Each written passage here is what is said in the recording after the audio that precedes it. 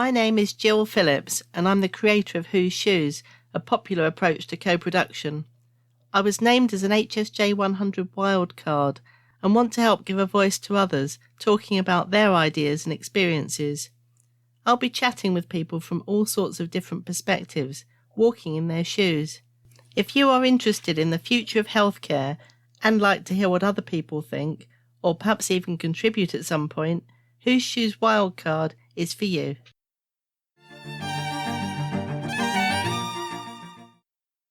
So it's so lovely to chat to you, Leanne. I guess you've put the children to bed by now. This is the reality of Matex, wasn't it? It is, yes, just by the skin of my teeth. I think you're going to give me good practice for when perhaps I do podcasts with Australian guests and so on, so we can do this stuff. It's good. Yeah. So I first met you through a Whose Shoes workshop, and we've become friends since. So this is really special. And I've followed your journey as a new mum, some of the struggles, some of the triumphs, fantastic leadership and peer support, and now a career change as well. So you've got so many different hats, but I'm delighted to say that you're our first kind of lived experience Wildcast podcast guest, and also our first Matex maternity experience contributor. So tell us a bit more about yourself, Leanne, and what's important to you. Thanks, Jill. So I guess I met Jill at a Whose Shoes conference back in, I can't even think what year it would have been. 2017 would it have been, Jill? Yeah, it's a while ago. It really is. Yeah, something like that. And I sort of got into maternity incidentally at first, I suppose. I had quite an awful traumatic birth with my son, and there were lots of things that could have been done differently. And I think for me, it became very important then to make sure I could be a voice for other parents. I think at the time I was very aware that I didn't speak up enough for us. And after that I had postnatal depression. I think one of the things that stuck with me quite a lot was I was his mum, and why couldn't I fight for him? Like, he needed things at the time and healthcare professionals weren't giving us what we needed, and I wasn't a good enough mum to fight for him and what he needed, and I should have been his advocate. And I think it was only a year or two later I thought, actually no, it's not that way at all, because I equally needed that support. I was a new mum, I didn't know what I was doing. So for me, it became about then actually helping other new mums and being an advocate for people that don't have a voice for themselves. And as I said, I had postnatal depression myself and I felt quite alone with that. So I became involved in a few things, I suppose, all at once. I got involved as a service user on our local, what would have been the MSLC then, at a local maternity hospital, to sort of input that way and feedback and try and sort of drive change. I'm never really a complaint sort of person. I'm almost like, yes, this happened, but what actually can we learn from it and what can we do, rather than just moaning about everything that sort of went wrong. So I became quite passionate about that and became involved with that. And then also sort of wanted to do more to support parents that had not just postnatal depression, but I suppose any form of perinatal mental illness. Because again, I felt really alone when I was unwell. I didn't know what it was. I didn't understand it. Everyone else seemed really happy with their babies, and I felt like I was the only person who was really struggling. And I wanted to create a peer support where parents could come along, and I suppose because it was driven by sort of lived experience, that the barriers that I knew were barriers to me weren't there, they were taken down. And we sort of all sorts of things now as a group for parents, and I have parents say, I think it's great that you did that. And I think it's because I can be in their mind, because I was that person. So quite recently, I suppose, we did a video when we run sort of a weekly stay and play, and we did a video for parents of walking into the centre from the outside, from the street, walking in, what door you go through, where you go, and the corridor, and into the room. And it was just something simple. It took us about 2 minutes. I literally did it on my phone. It was nothing spectacular. But parents absolutely loved it and said it made a big difference to them. And for me, that was born out of the fact that I hate going to groups. I hate going to groups on my own. I always will only go with a friend. I always like to know where I'm going, where I can park, where I need to go when I get there, because I just hate being out of my depth and being unsure and not knowing where I'm going. So I think I just do these ideas of things that sort of affect you as a parent or that bother you as a parent, and sort of, I think, knowing what, sort of preempting what sorts of things parents will struggle with just is a really nice fit. So I became really passionate about that and was running that group, and then became more involved with my MSLC, or what was an MVP then. So I actually became the founding chair of our Coventry and Warwickshire MVP, and chair that now. It's been going for just coming up to 2 years, and still run my little group. But my little group by your side is now about to open 4 more groups across Coventry and Warwickshire, Wow, didn't know that. Yeah, so Really amazing, yeah. I've got a meeting tomorrow at a children's centre in Bedworth to talk to them about starting there, and then we hopefully should have some starting in Rugby, Coventry and Nuneaton as well, which will be really nice. I love those stories. I mean, I love, you just touching upon the things there, but the informality of that video, the fact that it took you like 2 minutes on your phone, but I can feel that making such a difference. And it reminds me of, now see what you think of this, there's a fantastic maternity team down in Cornwall. I work quite closely with them. And Sarah Jane Pedler, their PMA, whatever that stands for, I can't remember, yeah. Professional Midwifery Midwifery Advocate, is it? advocates, Yeah. These acronyms that we love. She's a really smiley midwife, and she made a little video herself of putting on her PPE to show that it was still the same person underneath, still smiling, but at the sort of height of the pandemic. Yeah. And don't these things make a difference? A video perhaps walking into the reception area of a maternity hospital, this is what it will feel like. Yeah, I think sometimes it's only the small gestures, isn't it? It doesn't need to be grand gestures. It just needs to be, it's just sort of thinking, I suppose, about what it is that parents want to see. And I think for me, that's sort of the beauty of co-production. That is where the real value is, isn't it? It is in getting into the minds of service users and seeing what it is they want to see. Because sometimes, I feel like midwives always want to do great change, want to make great change, and they want to do these great things for parents. But sometimes they'll go to sort of really elaborate measures to do this, and actually, parents didn't need that. They didn't need to worry about doing all of that. What they needed was maybe quite simple. And it's sort of, I suppose, it's having those minds come together, isn't it? Which I think that's what's sort of the beauty of it, really. So something I didn't mention, but which you'll be very familiar of, is through these podcast series, we're hoping to collect kind of lemon light bulb moments or lemon light bulb ideas. And, we've already got those, like, get in the shoes of the parents and find out what actually matters to them rather than assume, and small things matter. So these are kind of things that have come through Matt Exp and language and so on. Yeah. I mean, I was thinking how great it is that you're kind of creative. You've got so many different hats, as I say, and I dipped into your blog and I saw that one thing that really jumped out at me, there's a quote, an amazing nurse once said to me that she was holding the hope for me until I was able to hold it for myself. And that kind of get like goosebump kind of thing in terms of something that somebody's done that's just made such a difference. But it's not something you could write in a manual, is it? No, it's not. And it was funny because I said that to her afterwards. So she said it to us. My nurse who looked after me after I had Miley, and she was so lovely. And she said, Mr. said it, and I sort of took it in, didn't really think much of it. And then when at my discharge appointment, I mentioned it to her, and she was really surprised that I'd carried it with me, and sort of I remembered it. And she said it was a mentor had said it to her. So a mentor had mentioned it to her when she was training as a nurse herself. And she took it on and used it sometimes, but she sort of hadn't realised, I don't think, sort of the impact of it and how helpful it was. And I did actually work with her because she's left now, which is a real shame, but she was obviously a nurse in our local perinatal team. And so we've just had made a local artist who was linked to us, has just made some postcards with that on as a phrase and like a graphic around it. And the idea is we're going to get those printed and then we'll be able to hand those out to parents. And I can't remember the exact quote in my head what we've gone with, but it's something like that we're holding the hope for them until they can hold it themselves. Yeah. These are the things I mean, you know me quite well now, that I just want to share so widely because they're so simple. People seem to go in the NHS such trouble to do the perfect video. And I mean, obviously it's different because we can just throw something together and the quality standard is basically that somebody finds it useful. That's about it, really. But people overthink things sometimes. And I mean, the other thing I heard there in terms of perhaps a lemon light bulb, and it links in with other areas of my work which have been quite interesting, is either making or taking or whatever it might be, the chance to feed back to people and how valuable that is for the healthcare professionals. So, for example, I've done some work with London Ambulance, and you can imagine, paramedics or emergency care workers, and they see a snapshot of something potentially awful that's happened, and then they deliver that person, and they've perhaps got quite close to them by chatting in the ambulance or to a family member, and then more often than not they never hear what happens as a result of it.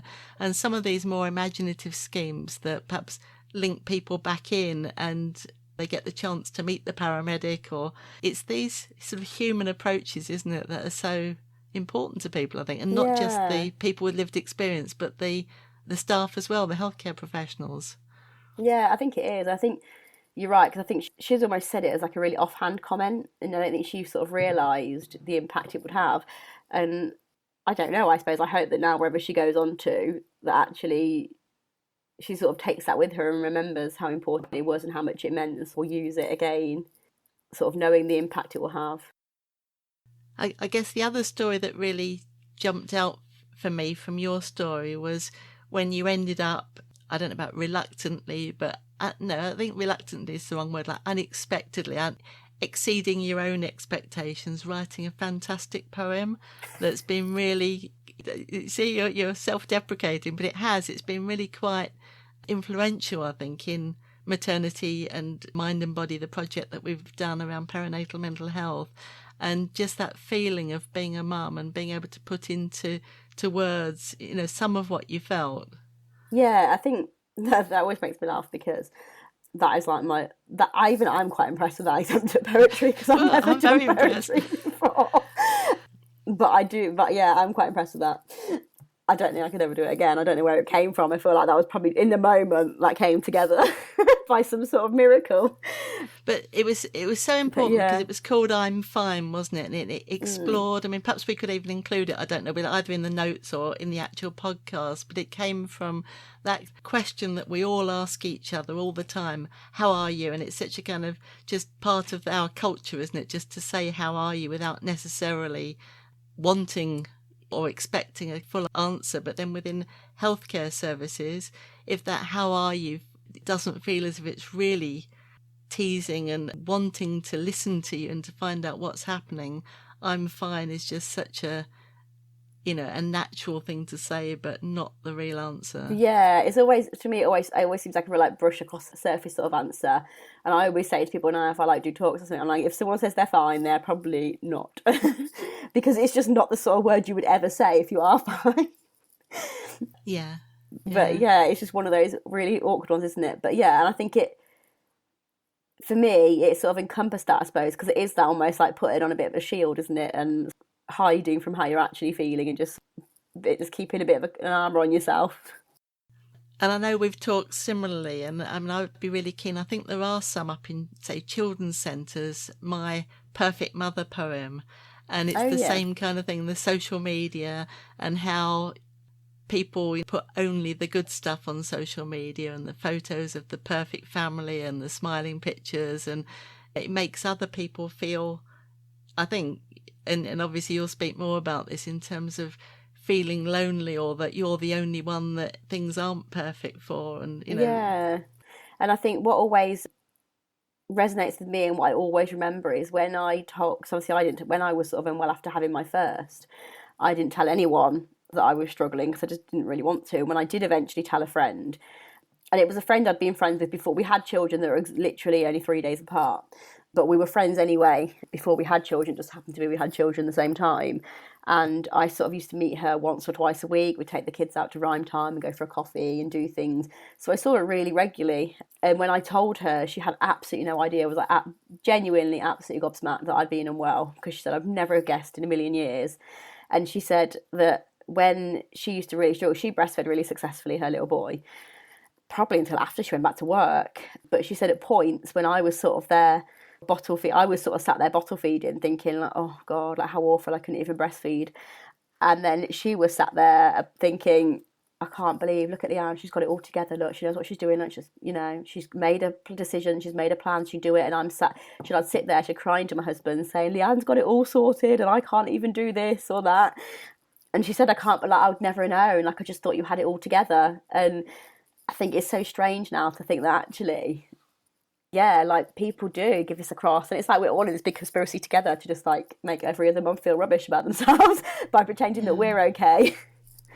And there's just so many layers to that, in a way, isn't it? The fact that not just people who've perhaps typically met through an antenatal class or something, but existing friends, people who know each other. And then I'm sure you want to be open with each other, but until somehow it gets unlocked, and then when it does, the opportunity then to compare how it really is. Why do you think that happens? Just because we're expected to be this perfect mother, or I think it is the shame of it, isn't it? Because every society expects everything to be okay. Less so now, I must say. I feel like in the last couple of years, there's been a bit more of a change in society around it actually being okay to say, do you know what? Being a mum is rubbish at times. Like, it's not always nice. It is stressful. It is a pain. There are so many parts of it which just aren't nice, and which we really feel we probably didn't sign up for. But then there are so many moments as well which are just completely amazing, and it is this big journey where you're sort of on this roller coaster of balancing them all. And I think it's become more acceptable for it almost to be like that now. People like the Unmumsy Mums and people like Anna Williamson, and people that really are quite open about all that side of parenting. But I think even now, to a certain extent, and definitely sort of 5 years ago when I had my eldest, there was none of that there. So I think there is a need to just sort of, yeah, I'm okay, because it's actually really, at what point do you turn around? I always say, like, people ask you how you're doing or if you're okay or if you're managing. But when they ask, I suppose like you were saying earlier with the I'm fine question, they don't actually want you to say, no, I'm really struggling, and go into some awful thing about how awful it is for you. So almost to make them feel more comfortable, I think. And just because it's easy for you, it's so much easier to say, yeah, okay, I'm doing all right. Yeah, it is. And you just go along with it. And I think there's no real way, I don't know, like, even now I say, like, when people used to say to me the first time, oh, I'm all right, how are you? And I said, I'm okay. If I think back now, what would actually have happened if I'd have said awful, really awful? Like, they'd probably just like looked at me in a stunned silence. Like, people aren't equipped to deal with, or ways to deal with these things. I think it's a real societal thing, isn't it? And I don't know. And that's why I suppose I've always been since I've become well, I've always been very vocal and been very open about the fact that I've struggled. Because I think actually once you have one or two people doing that, and then 3 or 4 people doing that, and then more and more and more, it's a snowball effect. Before you know it, it's actually quite normal to say, actually, I really struggled after having my child or my children, and it wasn't easy for me, and this is what I found really hard. And it sort of opens up those conversations and makes it okay, I suppose, to struggle. And I think you've been really instrumental in that. You and others like you say, the more women who are sort of speaking out and being honest, then the more it's helping others. I mean, I really would like to think that our MatX work and the Mind and Body Project has helped with this, because that's been over the last 4 or 5 years. And we've found that by putting in scenarios that are real scenarios, it can really unblock things. So perhaps for the healthcare professionals too. So they might say, well, actually, I know there's a problem there, but my training just isn't enough, that if someone says I'm fine and we can move on with the conversation, and perhaps I've got this massive tick boxes of things as a midwife that I've got to ask them about in a short appointment, but if they did say, if they opened up and started to say how they really are, I'm worried that I might get myself into saying things that aren't perhaps quite right or aren't helpful, and then the appointment ends. And I suppose for me, obviously being older, I mean, I'm a granny now, it's been fascinating and very important, I think, seeing not just perinatal mental health, but all sorts of taboo subjects, I think, sort of coming out of the closet over the last few years. Because certainly I was brought up, don't wash your dirty washing in public. You get these kind of phrases that stick with you, and your parents and so on. So there's a big change, I think, in society, and I think it's very healthy. Yeah, I do. I was literally doing some training with some health visitors, and I said to them, I was almost talking to them and said, it's not almost about, you don't need to worry about saying the wrong thing or the wrong thing, because all parents actually want is someone to listen to them. As long as you can listen and you're just a nice human being, you will never say the wrong thing. But there is a real fear, you're right, people don't want to say the wrong thing and they don't want to make things worse. And I think it's about sort of us all being aware and being reminded, I suppose, that if we just listen, like it is just human nature, it comes to us in that time. You don't think it will, but it does. And it's just about listening, especially with sort of your healthcare professionals like that. I think parents are very aware that a lot of healthcare professionals aren't mental health specialists. And for me, if I think back now, so with Miley particularly, I suppose, my health visitor was great, because she would call, like, so I'd have my perinatal team appointments, and obviously they were really crucial, but they were more around like fixing things, and they had an agenda, and we'd have stuff to do and almost homework to do from it, and it would be part of that. And yet my health visitor was just someone who would checking in, how are you doing, and we could just have a bit of a chat, and it was just a bit of like an ear to listen to and a shoulder to cry on and someone there. like I didn't expect her to do, like the perinatal team were doing all that side of things. I didn't want that necessarily. I just wanted somebody to be able to talk to who I knew would listen and not judge, and who I felt safe and comfortable chatting to. But you're right, it's, you hear all the time like that people just don't feel comfortable and don't know what to say and get worried about saying the wrong thing. I think it's about sort of ears educating people. It actually doesn't matter. You don't need to say the right thing. Just be a human being. Don't always need to say anything, just listen. And you've touched upon sort of trust and relationships and continuity, the fact that you knew that person, so when she turned up at your door you could start in a certain place, big time really, rather than someone whose job it is to come and check on you. Yeah, and I think it makes a difference. And it does, because my health visitor after I had Miley was different to when I had Garrison. So it wasn't even as if people would say, oh, you had that pre-existing relationship and all that, because I didn't. She was new. But it didn't stop us building up that relationship because of the way she was and the way she came across. And I think that's what matters. But I think as human beings, like, we want to fix things. We massively want to fix it. Everyone I used to speak to when I was unwell wanted to fix me. And I was thinking, you can't. But you don't need that. You don't expect everyone to do that. You do just want them to listen. But we are massive overthinkers, I think, just as human beings. And we overthink it. We sort of almost talk ourselves out sometimes of saying things to people because we don't want to offend them or we don't want to upset them more. Yeah, or avoid them, the classic kind of cross the road because you don't know what to say. Yeah, there's one of our volunteers who works by your side. She lost her son at 37 weeks really suddenly, and she said, like, afterwards, after it happened, she'd like people across the road to avoid her, and she said that was literally the worst thing they could have done. But yet at the time they did it because they thought they were saving her and them from, I suppose, awkward conversations and not knowing what to say, and sort of them thinking, oh, I'm going to make her feel worse, so I just will avoid her. And yet she said, like, it made me feel even worse. Like, you don't, and again, it's part of that, we all overthink things, I think, rather than just going with it and sort of letting human nature take over. But I think you're so right, and it's so obvious, but people, all of us, don't necessarily intuitively think like that. And that's where hopefully this podcast, this conversation now, might make a difference to somebody who's in exactly that position and doesn't cross the road, and perhaps is just a bit braver in terms of, she's my friend, I'm just going to go and give her a hug. Yeah, exactly. I think that's what I always love about the Who Shoes workshops as well, because it's that similar sort of thing, isn't it? It sort of dares to have those conversations and say those things that you would never otherwise say to healthcare professionals, or that healthcare professionals will say to parents, with you also in the same room just talking quite openly about things. I think that's what I like about it, because it just almost, you state the facts, you state things as they are, you say things as they are, and I think it just makes the other people in the room think, oh yeah, and just like that I can fix this, or I can do this differently, and it will make all the difference. Oh, thanks. And there's a clever phrase I really need to learn. I work with the Darcy Fellows at London South Bank University. I love it. These are healthcare professionals from all sorts of different backgrounds using Who's Shoes to understand about co-production. And Professor Murray Wallace, who helps run the programme, reviews our session with the students afterwards. And there's a clever academic phrase. Oh, what is it?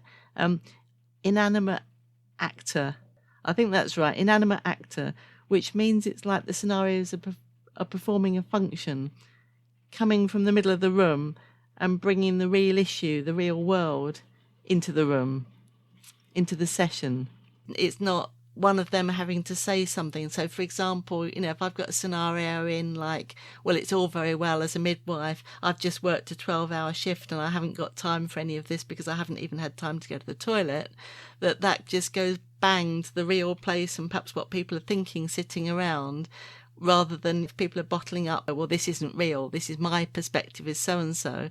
And of course we can add scenarios. So if we find out that, we want to make it like real and controversial, provocative, because that's how life is, and then hopefully you can have those discussions and it brings out these taboo subjects or these difficult conversations about staffing levels, rather than just gloss over things, I guess. But it's a bit risky and it's a bit of a can of worms, and I'm very grateful to hospital trusts or organisations who you can feel that they genuinely want to have co-production because they're willing to kind of let the conversation go where it needs to go and to listen, rather than to just get people to come along to kind of tick their consultation outcome box. We've engaged with people, tick. Sort of, yeah. And it's a very different thing. And it is a really different thing. And actually, I did a co-production talk to our local LMS board only last week. And one of the things I put in there and I said was actually the fact that it's not just about professionals seeing what parents want, it's about parents learning from professionals too, and that sort of joint learning. And the midwives, they said they really liked that concept, like they hadn't thought. I think a lot of co-production, sometimes people see it as, oh, the service users are going to come along and criticise what we've done or what we want to do, and sort of will just want to make all these changes, but they won't understand what it's like for us, or how the barriers we face, and they will just make us feel bad about all the things we do wrong. And it's not about that, and actually there is that real shared learning, and you can learn from each other, and it is those different perspectives that I think are really important.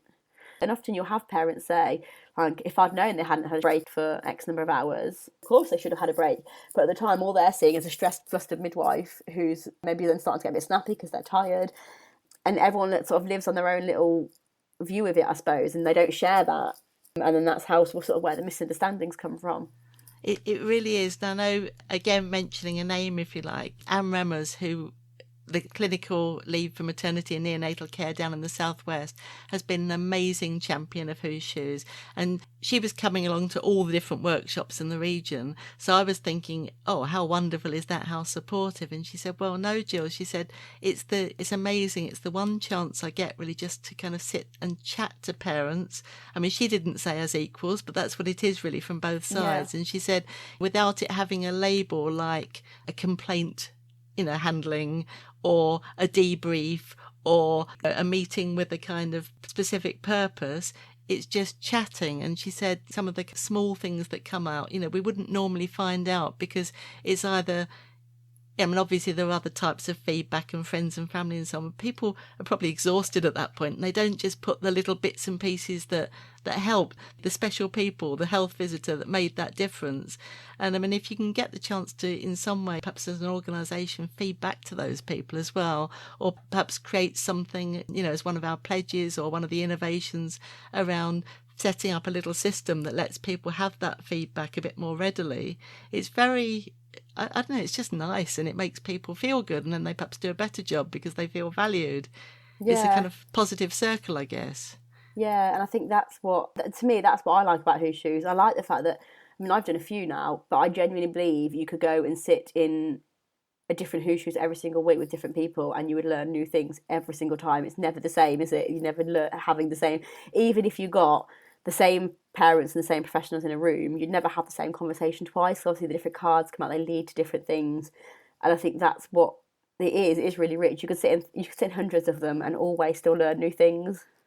Well, you can be a Who's Shoes junkie then. Let's come to them all. Come to them all, but it's right. If we get the same scenario on a different table and we say to them, don't be afraid of, like, oh, what did the scenario say again? Because whatever conversation it is that you're having, that's the one that needed to happen. The scenario or the poem is just really a conversation starter, not it's prescriptive. The prompt, isn't it? And if you go for something else, it doesn't matter. It's like you said, they're the important points that have come out of it. So in terms of one or two other things I was thinking that I wanted to promote for you, really, I know some of the work that you've done around peer support has just been extraordinary, and the work that you've done, for example, putting together gift bags for mothers and babies coming out of mother and baby units. So tell us just a few words about that, and then we'll come on to your perinatal mental health walk. Yeah, so the gift bags, sort of as an idea I had based around when parents come out of talking to sort of parents that come out of mother and baby units. I was very lucky, I managed to escape one. But so I suppose it was all the things I had to weigh when I was considering whether to go into one or not, because it was definitely something which was heavily pushed on me by the team. And I think it's that idea that obviously it's the right thing you need to do at the time, but then when you come out of it, you're actually going from what is effectively a 24 hours a day sort of care, people around there with you, everything on your lap for you, to having to go it alone in the community.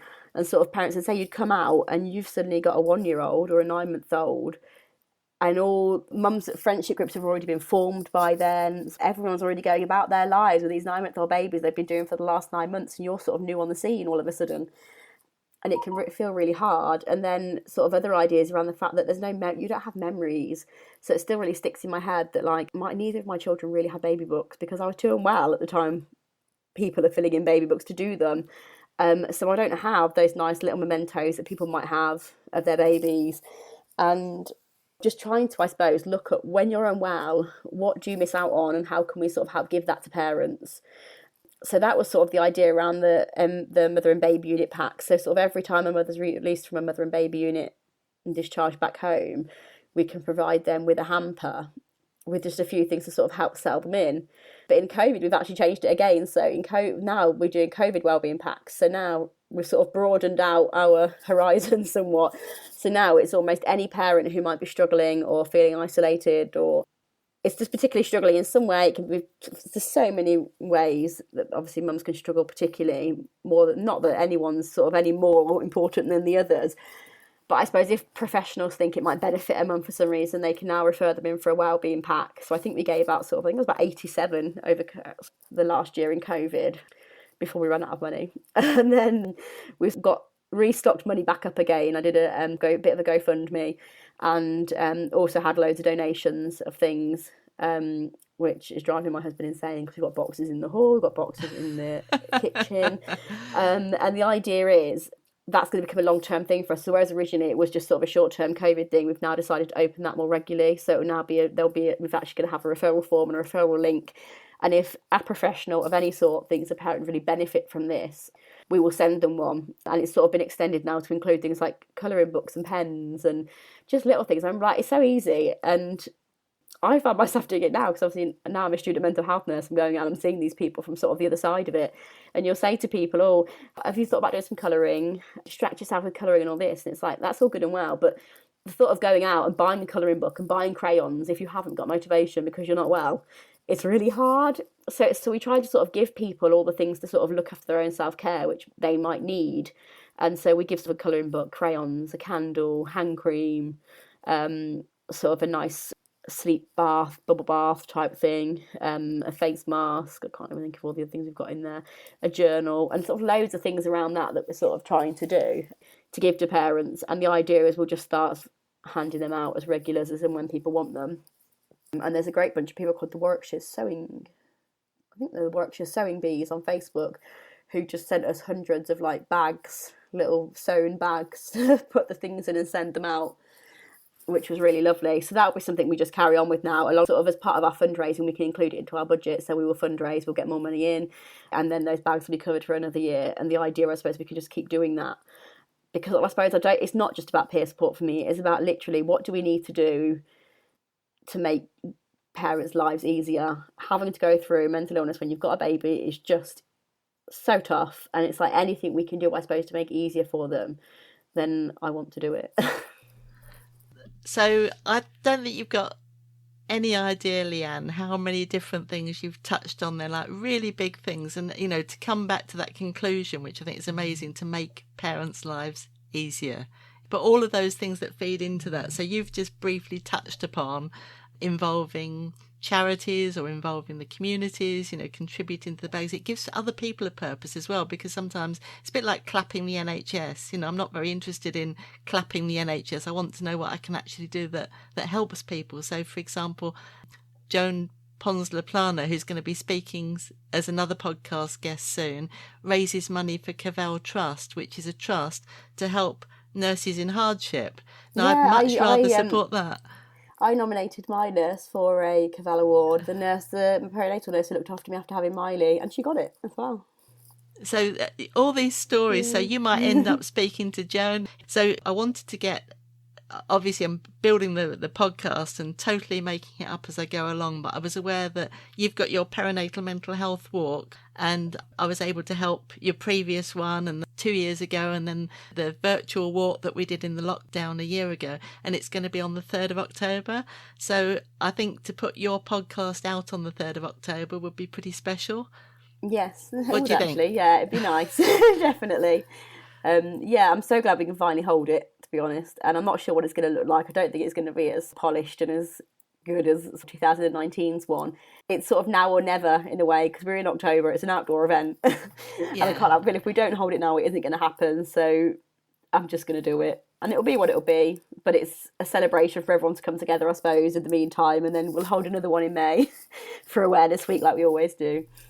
So I think that's absolutely brilliant. And, other things you've touched upon, GoFundMe and just growing things organically, dealing with little things like the pandemic and just kind of adjusting. So I think our final kind of lemon light bulb that I just heard, probably two of them. So JFDI, polite version, just do it. Yeah. And celebrate what you're doing, so that, and it comes back to your idea, Leanne, of not overthinking things, that you're just going to do it. It's not perfect. It's not going to be as good as 2 years ago, but it will be something, and something is good, and it will lead to other things. And that's what you do, Leanne. Yeah, thank you. So many things have come up that I now want to ask you all about, things that I didn't know. You haven't even mentioned, you threw away in passing, and now I'm a student mental health nurse. That's a whole extra story. No. So we'll probably have to have Do a round part two sometime. Yeah. Yeah. No, definitely. So it's been brilliant talking to you. Thank you for fitting it in after putting your children to bed, even though it took longer than we thought. And that's life, and that's brilliant, and that's real. So thank you so much, Leanne. Thank you, Jill. Okay, speak soon. Okay, bye. I hope you have enjoyed this episode. If so, please subscribe now to hear more of these fascinating conversations on your favourite podcast platform. And please leave a review. I tweet as Whose Shoes. Thank you for being on this journey with me, and let's hope that together we can make a difference.